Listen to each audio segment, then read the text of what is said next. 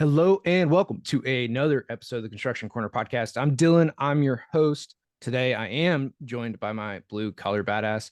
But first, guys, the reason that we do this podcast is talk about everything commercial construction, right? From design to build to maintain to operate, everything in between that we handle in the commercial construction world.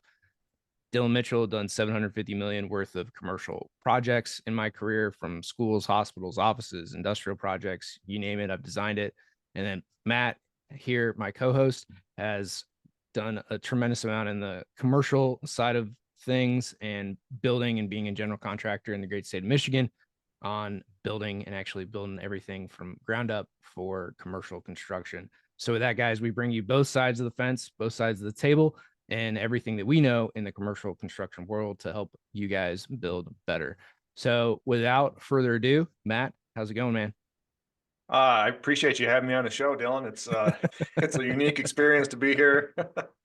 No, things are going good, man. It's been really busy the last couple months. So as we were chatting before we went on air here, I appreciate you taking the helm for a while I've been a little busier than normal and not being able to jump on the mics. But hopefully soon. The new podcast studio is probably 60% completed by this point. By the end of the weekend, it'll be even more. So soon enough, I'll get to unpack all those toys I bought right before the big move and relearn how to use them. And we'll be back in business. Yeah, figure out how to set it up again. Well, man, that's why these podcasts have been like 10 to 15 minutes, with me getting back into the engineering world and that side of it. We're cranking out proposals, working on projects, all that kind of stuff. So, I mean, that's why a lot of these episodes have been short and sweet. It's about the time that we've got to do it, give some nuggets, and get on to the next thing.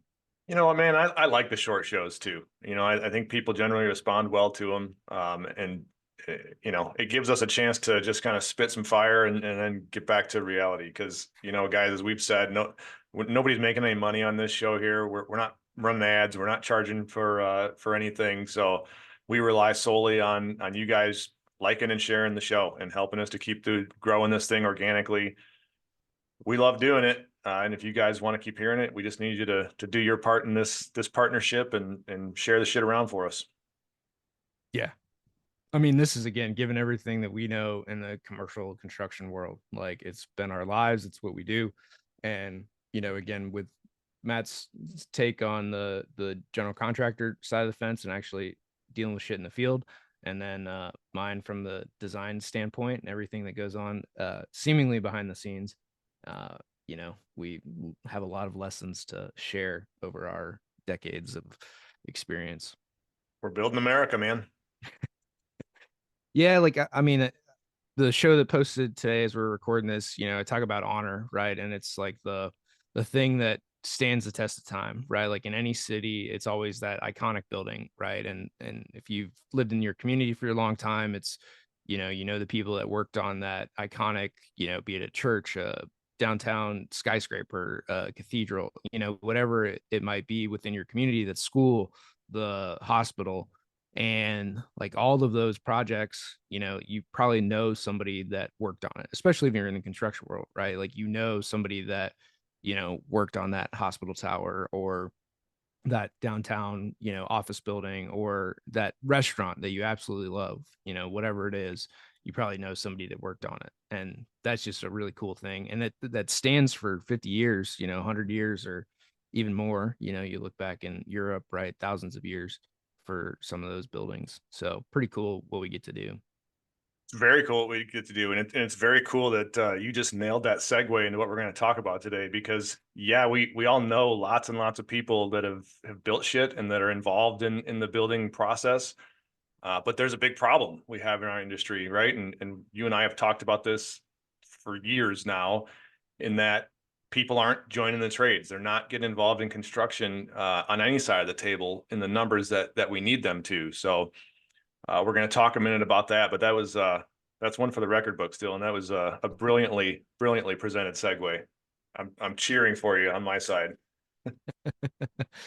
Yeah, man. Well, I think, it goes like, it's a lot of it's taken for granted, like everybody loves those beautiful, like cathedrals or the historic buildings in your area, right? Like, especially you go and look at like downtown Detroit, like there's a lot of just iconic buildings there, like a lot of iconic stonework. Like Ford's taken over the old um rail station, Rail station. Yep. yeah, stop for their, yeah, granted it's for EVs, but we'll not go there. But for Ford taking it over and like that whole Corktown area, like that's super nice, man. Like that stonework. Granted, they're gutting and remodeling like the interior of it, but hopefully they'll leave a lot of the stonework and things that, and I'm sure they will. Like Ford won't spare any expense for it, but it's gonna be like those buildings, been there 100 plus years.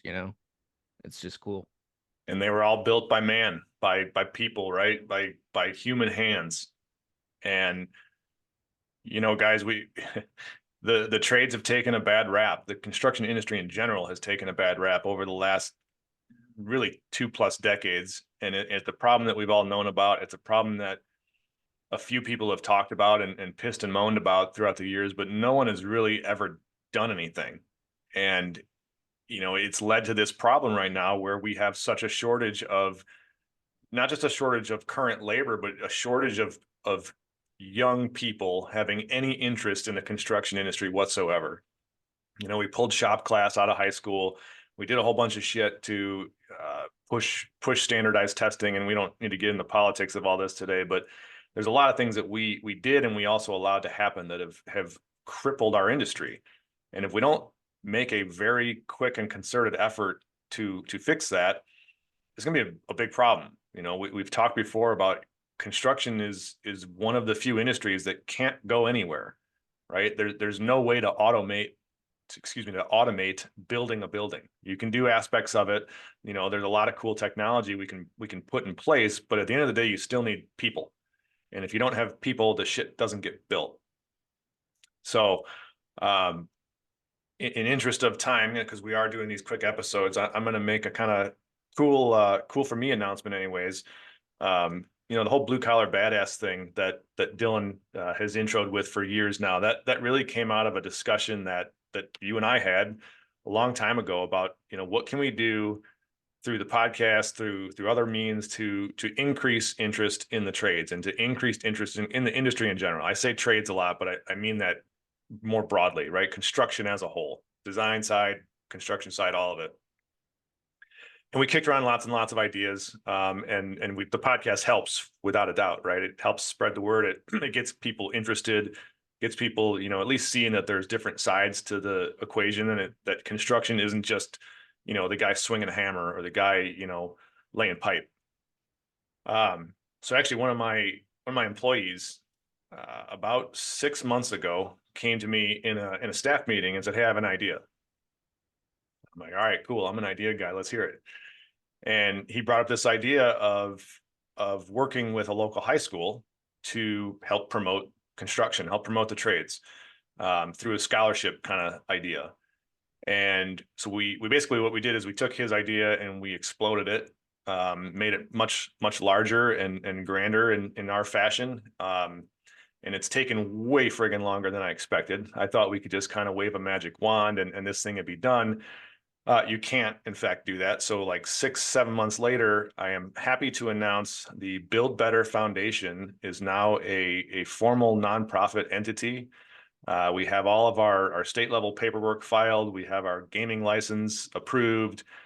We filed the paperwork with the feds yesterday for our 501(c)(3). So assuming they don't find anything wrong with it, which I don't think they will, we will be up and running here really any day now with the foundation. And the idea being that, at least in the beginning, we're going to focus on scholarships, on providing money and funding of some level to not just necessarily kids or people that want to get into trade school, but also people that want to go through design school or construction management style programs in the 4-year colleges. Just something to do kind of our part to help people, whether it's buying books for the semester or whether it's buying tools to put in your bags. We're going to provide some funding and some assistance and some knowledge and all that good stuff to really try and help increase this interest that we need so desperately in the construction world. So super proud of it, super excited. It's been a long time coming. And like I said, it's been a process that I was not ready for, and it's taken a lot of money, a lot of attorney time, which, you know, God bless them that you need them, but it's been a road. But anyways, we're there. We got everything approved late last week and into early this week. So just wanted to publicly announce that for the first time here on our show, because this is really where it started, man.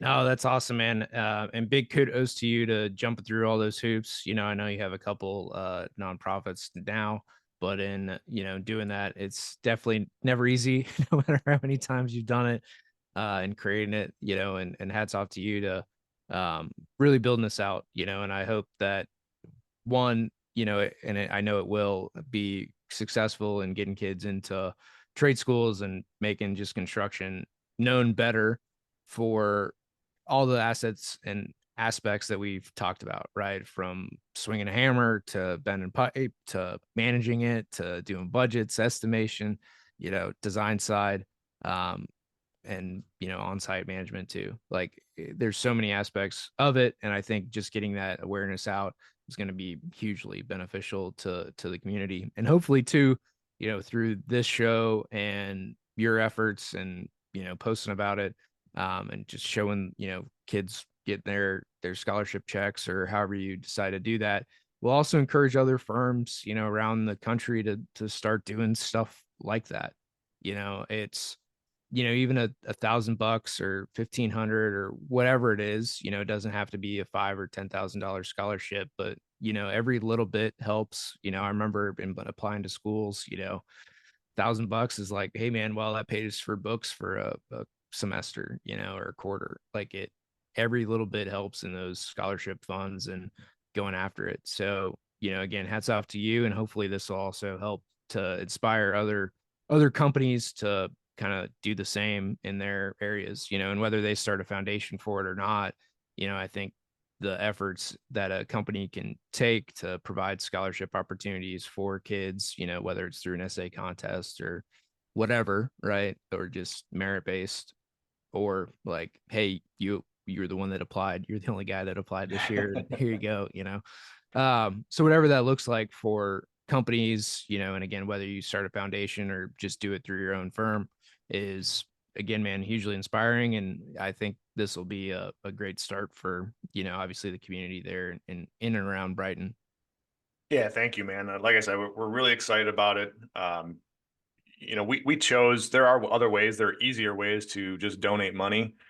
Um, from a tax perspective, we chose to go the full-blown nonprofit route because we're not saddled now to one organization. We can donate to a trade school, we can donate to a high school, we can donate to a college directly to the individuals themselves. And we're not, if you do it different ways that we looked at, you really get kind of pigeonholed. And through my previous nonprofit experience with Carrie and with the Lucas for Lucas thing, we learned that go figure, when you're not paying taxes, the IRS really pays attention to what you're doing, and they have very strict rules to what you can and cannot do. And one of those rules is you can only operate within the charter and the main mission that you started. And it's very, very difficult to change that after the fact. So I wouldn't say we kept it too broad because they don't like that either, but we've kept it broad enough that we can, I think, really affect a change here, at least locally to begin with. And we'll see where it goes, man. And, as far as scholarship amounts and values, the way I see it is this is going to be helping everybody in our industry locally first. So even if I go and I do my spiel for all of our specialty contractors, if every one of those firms donates a couple $100 a year, and we could be doling out some serious cash pretty easily to get this ball rolling. And we're not the first firm to do this by any means. There's a lot of other guys that are a lot of other people that have started these. Steve Turner's got Bring Back the Trades over in the East Coast. He does a phenomenal job. And we had him on the show, and I'd be lying if I didn't say I took some motivation and some inspiration from what he's doing. And there's lots of others, but that's what I got, man. It's cool, and we're still in the infancy.